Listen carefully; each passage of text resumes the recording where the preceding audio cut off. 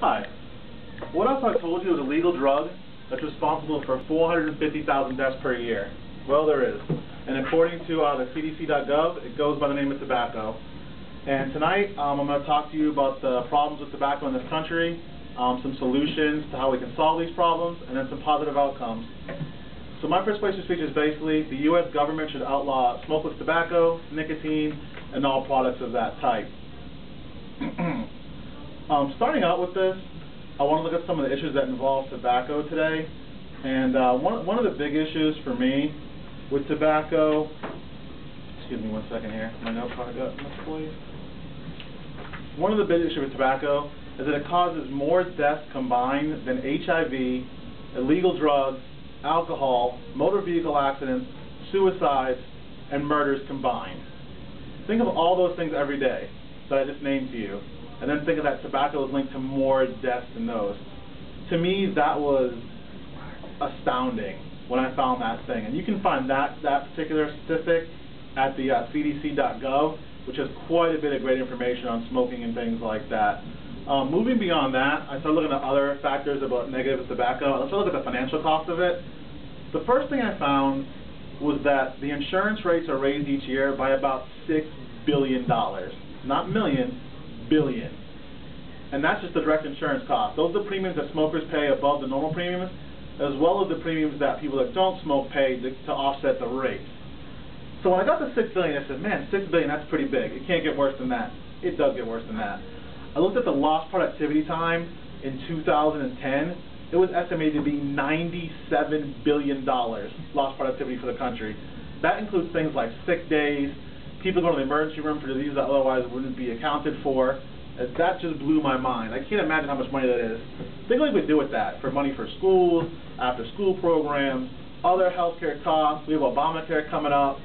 It's just astounding to me.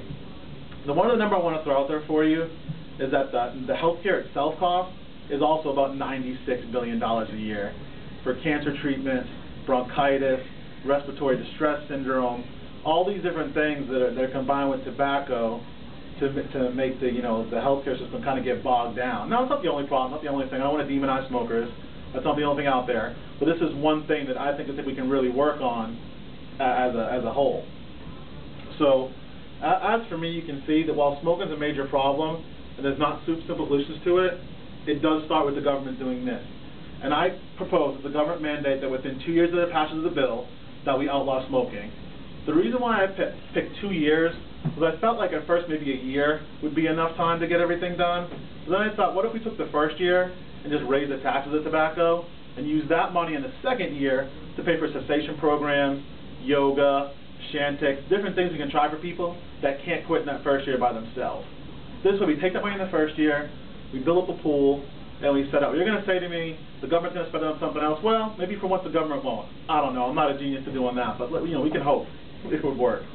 Beyond that as well, I would look at the United States lobbying within the United Nations to have smoking cessation in the rest of the world, particularly in third world countries.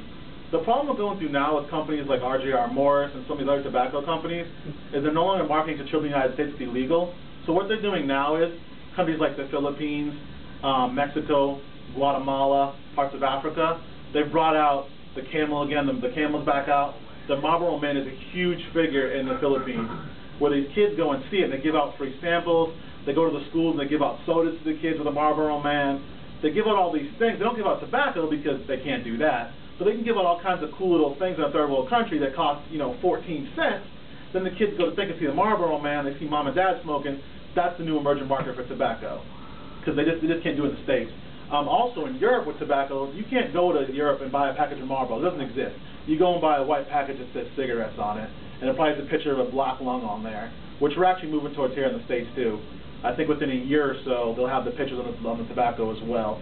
So that's another part of this too. We need to lobby the whole world over because, it can't go up.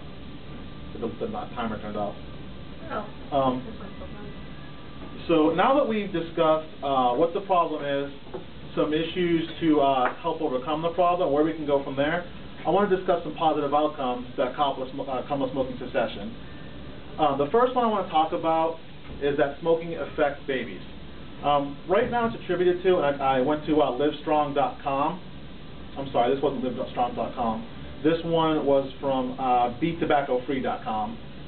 Was that sudden infant death syndrome is when a baby dies within 1 year of birth. About 50% of those cases could be cut back just from stopping second and third hand smoke. Most people are familiar with what second-hand smoke is. What third-hand smoke is basically when you go outside and smoke, the particles get stuck in your hair, in your clothing, and when the baby comes close to you, it sucks those particles in. It's just as bad as if they smoked on the cloud that came out from afterwards. So that's something you need to be careful for. I also went to livestrong.com for some of my information, and they have a tobacco cost calculator there that I thought was very interesting. At today's average cigarette price, which is somewhere around $4, a 2-pack-a-day smoker, over the course of 5 years, will spend $58,000. Now, over 5 years, what do we buy over 5 years the most? A new car. For $58,000, you could be rolling a Cadillac Escalade over that 5-year cost. Think about that. 2 packs a day of cigarettes, Cadillac Escalade. You pick. I know which one I want, personally. So that's just something to think about there. And the third thing I want to talk about, and the final thing for positive outcomes, is personal reasons. Smoking causes increased wrinkles for you ladies. Ladies don't like the wrinkles. The smoking like that can help cut them down if you don't smoke.